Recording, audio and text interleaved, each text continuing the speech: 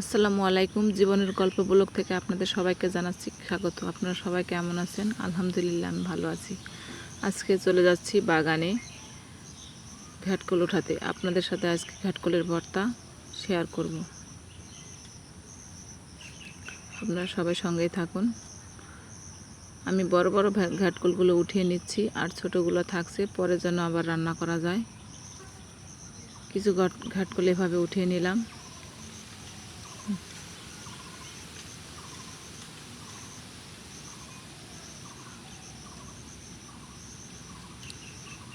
এবার আমি চলে যাচ্ছি লেবু ছিঁড়তে। কটা লেবু ছিঁড়ে নিয়ে যাচ্ছি। ঘাটকোলের ভর্তার সাথে লেবু হলে আরও বেশি ভালো হয়। এবার চলে আসলাম, এসে ঘাটকোলগুলো পরিষ্কার করে আমি কুচি কুচি করে কেটে নিলাম। আমাদের বাসার নিচে বাচ্চার, তাই কিচিরমিচির শব্দ পাখির আছেই।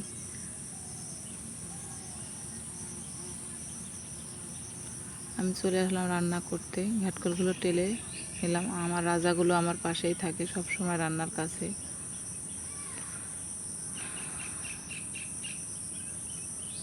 টেলে নিলাম খুব ভালো করে। পানিগুলো না শুকানো পর্যন্ত অনবরত নেড়েই যেতে হবে।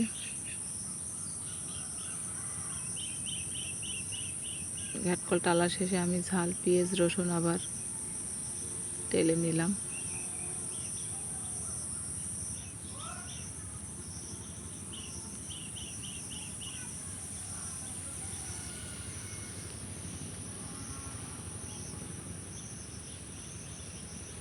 দেখুন টালার পরে কেমন হয়ে গেছে, একদম শুকিয়ে গেছে। তারপরে আমি চলে আসলাম পাটায় বেটে ভর্তাটা তৈরি করতে। ঝাল পেঁয়াজগুলো আগে বেটে নিলাম,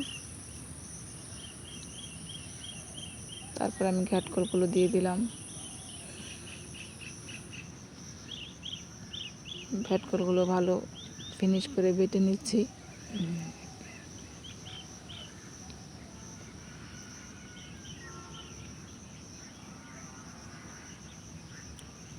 যদি আমার এই ভর্তা রেসিপিটি আপনাদের ভালো লেগে থাকে তাহলে লাইক ও কমেন্টসের মাধ্যমে জানাবেন, আর আমাকে সাবস্ক্রাইব করে আমার পাশেই থাকবেন। যারা যারা সাবস্ক্রাইব করেছেন তাদেরকে অসংখ্য ধন্যবাদ।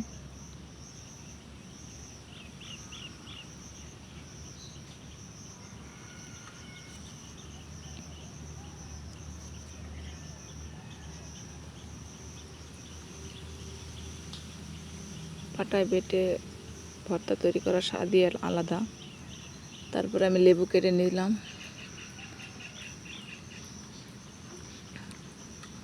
লেবু কেটে সবাইকে দুপুরের খাবারে দিয়ে দিলাম।